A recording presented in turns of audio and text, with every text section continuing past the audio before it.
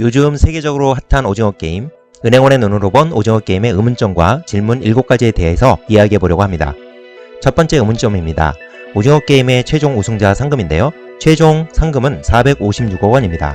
그런데 이 금액은 오징어 게임 참가자 456명 1인당 1억 원에 해당이 됩니다. 여기서 두 가지 의문점이 있습니다. 먼저 게임에서 첫 번째 게임 후에 투표를 통해 게임이 중단되고 나갔다가 참가자들이 다시 게임으로 돌아오는데요. 이때 돌아오지 않는 사람 14명이 있습니다. 첫 게임을 끝내고 상금에 대하여 설명할 때 탈락한 사람 255명에 대하여 1인당 1억 원씩 해서 상금이 255억이 쌓이게 되고요. 만약 여기서 게임이 중단되면 상금은 유가족들에게 1억 원씩 돌아간다고 했습니다. 그렇다면 게임이 중단되어 나갔다가 다시 돌아온 사람들이 다시 게임을 시작할 때 상금은 그대로 255억이 있어야 하는데 여기서 게임으로 다시 돌아오지 않은 사람 14명에 대해서도 14억 원이 더해져서 상금이 269억 원이 됩니다. 게임 중에 탈락한 게임자들의 목숨값을 상금으로 봐야 하는데 나가서 돌아오지 않은 사람들에 대해서도 상금이 쌓였다는 게 이상합니다. 그리고 또 한 가지는요. 설령 14명에 대하여 상금이 쌓였다고 치더라도 최종 상금은 마지막 우승자 본인을 제외하면 탈락한 사람은 455명이니까 상금은 455억 원이 맞아야 할 것 같은데 우승자 본인 것도 포함이 되어서 456억이 되었다는 것입니다. 다섯 번째 게임 후에 강세벽이 죽고 2명이 남았을 때 상금이 454억 원이었는데요. 마지막 게임에서 한 명이 탈락했으니 455억 원이 되는 게 맞을 텐데 말이죠. 여기서 본인 것을 보너스로 상금에 포함시켜 준 거라고 봐야 할까요? 결론적으로 제 논리가 맞다면 최종 우승자가 받을 상금은 456억이 아니라 게임 중간에 나간 사람과 우승자 본인에 대해 총 15억 원을 제외한 441억 원이 맞을 것 같습니다. 여러분은 이런 의문을 갖지 않으셨나요? 두 번째 질문입니다. 게임 참가자인 전직 증권사 직원 상우는 선물로 60억 원을 날렸다고 합니다. 그런데 선물로 정말 60억 원을 날릴 수 있나요? 입니다. 60억? 선물을 했어? 선물?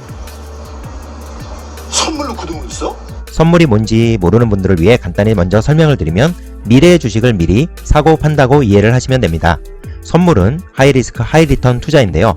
극중의 상우는 엄마 부동산까지 담보를 잡히고 대출을 받아 선물 매도를 한 것으로 추정이 되고 그렇게 주식 하락에 선물을 베팅을 했는데 주식이 예상과 다르게 급등을 했다면 투자 금액 전액을 날려 60억이라는 빚을 지게 될 수 있습니다.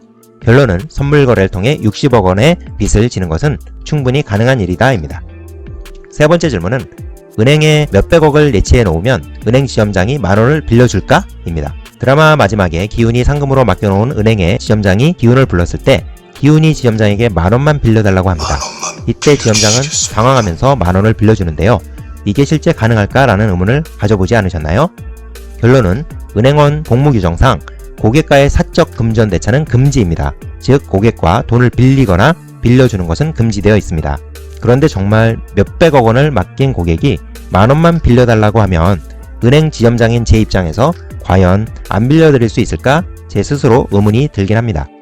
네 번째 의문점은 상금 456억 원이 입금된 통장과 카드를 나도 모르게 내 명의로 만들어질 수 있을까입니다. 게임에서 우승을 한 기훈이 게임 종료 후 456억 원의 상금이 들어있는 카드를 받게 되는데요. 여기 보시면 이렇게 기훈의 명의로 된 계좌가 맞습니다. 그런데 드라마상에 기훈이 인감증명서를 제출하여 유임장을 작성해 준 적은 없습니다. 이는 금융실명제 위반으로 차명계좌 개설로 봐야 합니다.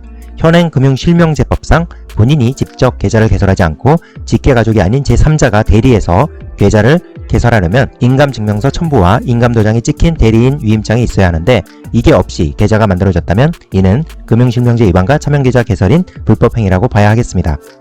다섯 번째 질문입니다. 456억 원을 일반 통장에 1년간 그냥 넣어두면 이자가 얼마였을까? 그 돈이 지금 일반 예금 계좌에 있는데 거기는 이자가 거의 없거든요. 최근 입출금 통장인 저축예금의 이율은 0.1%입니다. 456억 원이면 1년치 이자는 세금 떼고 3,850만원 정도가 되네요. 만약 이 돈을 연 1%짜리 정기예금에 넣어두었다면 1년간 세후이자는 3억 8,500만원 정도로 10배의 이자가 되었을 것입니다. 그래서 지점장이 기훈을 은행으로 오시라고 한 거겠죠? 여섯 번째, 기훈이 상우 엄마에게 여행용 캐리어에 담아준 돈은 얼마일까? 5만원짜리 100장을 은행용으로 소속이라고 하고 소속 10묶음을 대속이라고 하는데요. 대속 한 묶음은 1000장, 즉 5천만원입니다. 이 5천만원 묶음이 화면에 보이는 것처럼 12개이고 가방 위아래 양쪽으로 하면 24개여서 총 12억원 정도로 예상됩니다. 마지막 7번째, 제가 오징어 게임에서 찾아낸 의문점인데요. 구슬치기 게임을 하고 이를 통과한 참가자의 인원수가 맞지 않습니다. 구슬치기에 참가한 팀은 19팀이고 2명이 한 팀인 팀에서 1명의 승자만 살아남게 되니까 19명이 게임에서 통과를 하고 여기서 깍두기로 남은 미녀를 포함하면 구슬치기 이후 20명이 남아야 하는데 갑자기 3명이 없어져서 17명이 생존자가 됩니다. 이게 또 하나의 숫자 오류처럼 보이는데 게임에서는 설명 없이 넘어가지만 제 추측은 구슬치기에서 제한 시간 내에 어느 한 명이 구슬을 모두 따오지 못해서 결국 한 팀에 속한 2명 모두가 죽게 된 것으로 추측이 되고 그러한 팀이 총 3팀이었다면 이 숫자에 대한 해석이 가능합니다. 자, 오징어 게임 속에 나타난 숫자와 금융 이야기 재미있으셨나요? 여러분의 생각을 댓글로 남겨주세요.